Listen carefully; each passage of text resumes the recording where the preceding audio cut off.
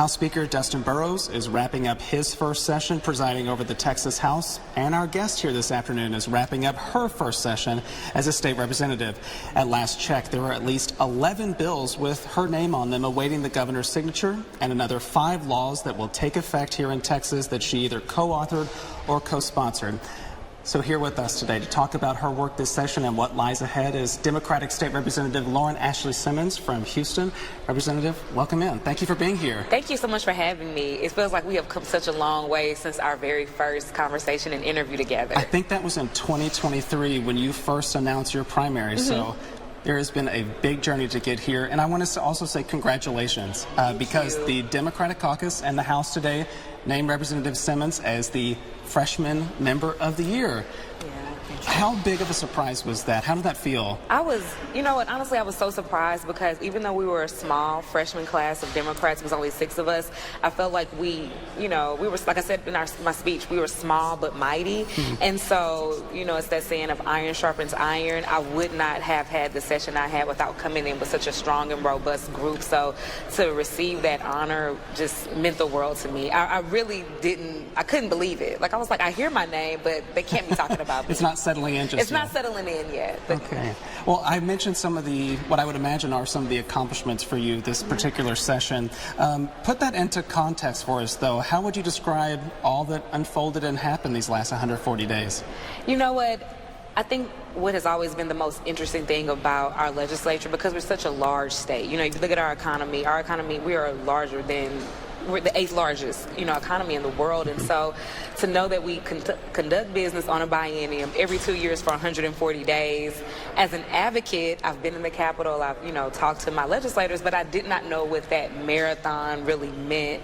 And so being able to see how much work we're able to do, all the things that we're able to do for not just our individual districts that we represent, but for the millions of people in this state, it's such an honor. It's a heavy task. It's a heavy lift. I am exhausted.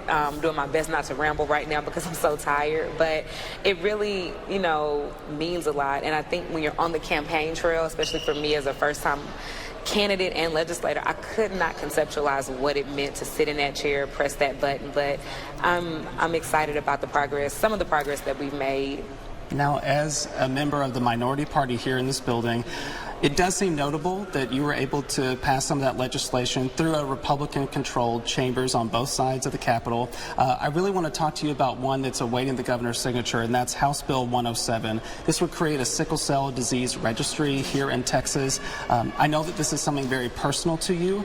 So can you talk a little bit more about what inspired that legislation to bring that forward? Absolutely. So I have to, first give, reverence to Representative Jarvis Johnson and Senator Boris Miles, who brought that bill forward last session and cleared the hurdles of both the House and the Senate, and it was vetoed on the governor's desk. And so my daughter has sickle cell disease. That was a bill I watched very closely. I was in tears when it did not become law, but I had no idea that I would be in the legislature and I would be that person that was able to bring that bill back. And so, from sitting at home crying with my daughter about it, fast forward to now, and not only, just every step of the way, it got a low bill number. It was a speaker priority. It is sitting on the governor's desk, and you really gain a lot of respect for the process when you see just how many ways a bill can die.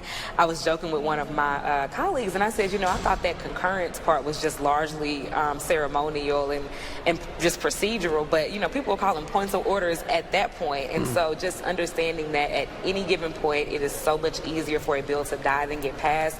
I'm really, proud of the work we did as a team. And it was a bipartisan effort, so I'm very excited, and I'm keeping my fingers crossed and knocking on wood, but I feel pretty confident that we'll be able to get that sickle cell registry established. Given that the governor vetoed that legislation in 2023, what would you like him to know about why this bill is needed?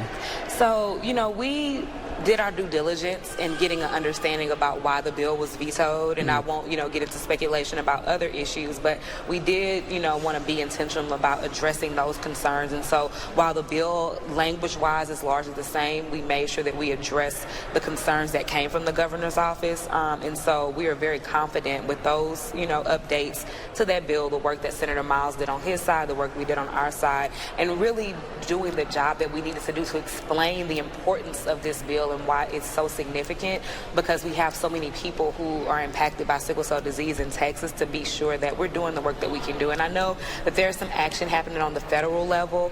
I think that will be complementary to us getting this registry done. So I'm, keeping my fingers crossed. Okay, we'll keep following that for sure. One more thing before I let you go. Today it was announced that the Texas Education Agency would extend its oversight of Houston ISD. That's in your district, and I know you've been a vocal opponent of that state takeover. What would you like to say about hearing that this will be extended now until 2027? I'm extremely disappointed.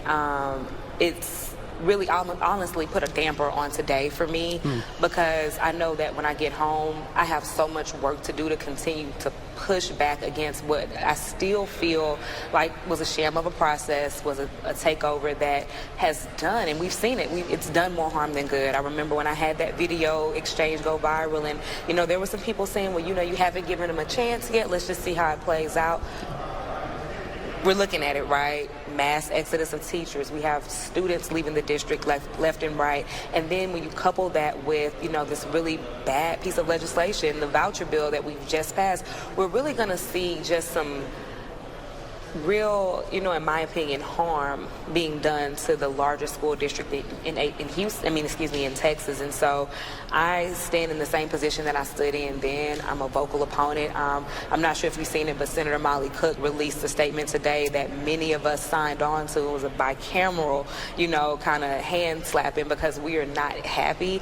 There has been very little collaboration between the elected officials in Houston about what the progress is, what's going on. And so I'm still going to be a very vocal opponent, but I'm going to use a little bit of my official capacity to really kind of get a better understanding of what do we need to do to get our district back. Well, Representative Simmons, I appreciate you so much, not only addressing those different topics, but taking the time after such a long, not only session, but a week and a day. Well, yeah, so I'm going to send you on your way. I hope you get some rest, but thanks again for being with us. Thank you so much. I really appreciate it. I'm going to go party now. Thank Bye. you.